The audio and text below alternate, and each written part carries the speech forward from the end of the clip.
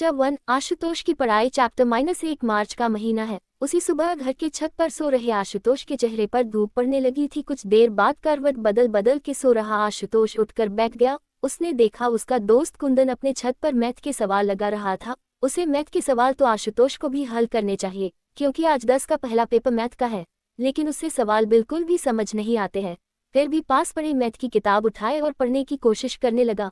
आशुतोष अपनी तारीफ से उत्साहित होता है, इसीलिए जब उसने देखा कि उसकी घर के सामने के कुएं पर मोहल्ले की महिलाएं पानी भर रही है, तो उन्हें प्रभावित करने के लिए छत पर टहलते टहलते हुए मैथ के सवाल ऊंची आवाज में पढ़ने लगा। महिलाओं तक उसकी आवाज पड़ गई। एक महिला उसकी तरफ इशारा करते हुए बोली, अंडस्को हमारी मोड़ा बिल्कुल ना पढ़त है। एक आशुतोष है जो रात भर लालटेन जला के पढ़त है। अपनी तारीफ सुनने का उद्देश्य पूरा हुआ। उसने व्यर्थ हाथ में पकड़ी किताब किनारे रखकर गुलशन नंदा का उपन्यास जलती चट्टान खोल लिया। रात को 1 बजे तक लालटेन की रोशनी में पढ़ने के बाद भी उसके क्लाइमैक्स के कुछ पेज रह गए थे। उसने 2 मिनट में उपन्यास पूरा किया और बाहर कुएं पर आ गया। महिलाएं अभी भी पानी भर ही रही थी।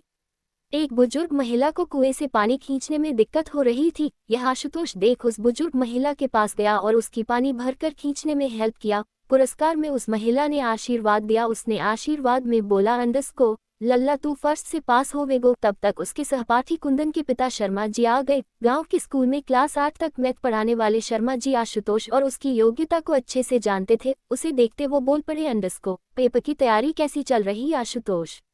मैथ में पास होना मजाक नहीं है। फिर शर्मा जी ने अपने बेटे कुंदन की तारीफ करना शुरू कर दिए। अंडस्को मैंने तो कुंदन से कह दिया है कि अगर फर्स्ट डिवीजन से पास नहीं हुआ तो मैं उसकी पढ़ाई बंद करा दूंगा। पर मैं जानता हूँ कुंदन मैथ में होशियार है, उसके मन में पढ़ने की लगन है। आशुतोष इस सच्चाई को नकार नहीं कर सकता है। उसने शर्मा जी की हेल्प के उद्देश्य से उनके हाथ से पानी की बाल्टी ले ली और उनके साथ अंडस्को साथ चलते हुए उनके बेटे की तारीफ की। अंडस्को ताऊ कुंदन जैसा होशियार लड़का पूरे जिले में नहीं है। मुझे तो पूरा भरोसा है कि वो इस बार जिले में फर्स्ट आएगा।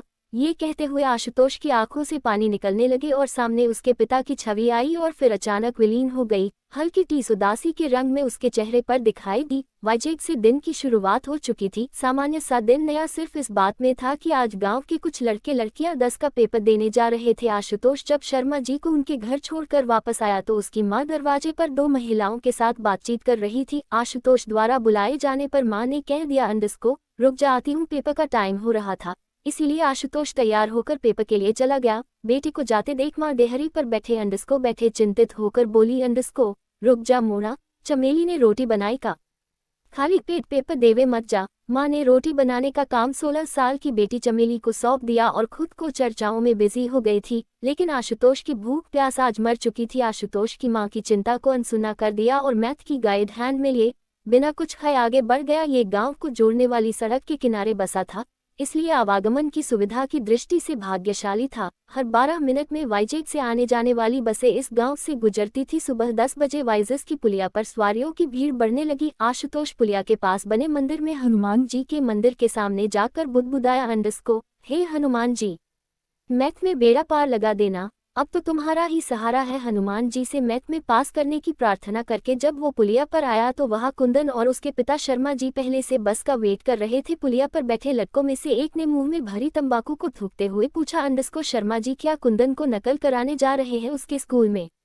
शर्मा जी कुंदन को पेपर दिलाने जा रहे थे। इस तरह का व्यंग सुनकर उन्हें पीड़ा हुई। वो नाराजगी के स्वर में बोले, अंडस्को न तुम लोगों में स्कूल का मुंह देखा, न किताबें पढ़ी, तुम लोग क्या जानोगे पढ़ाई क्या होती है?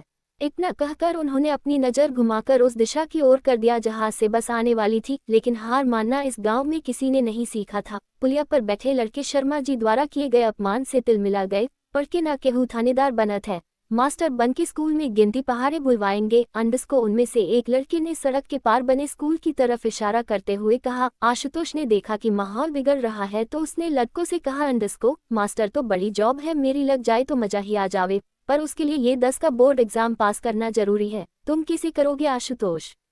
सुना है इस साल डीएम नकल नहीं होने देंगे। अंडस्को पुलिया पर बैठे दूसरे लड़के ने आशुतोष को जानकारी दी।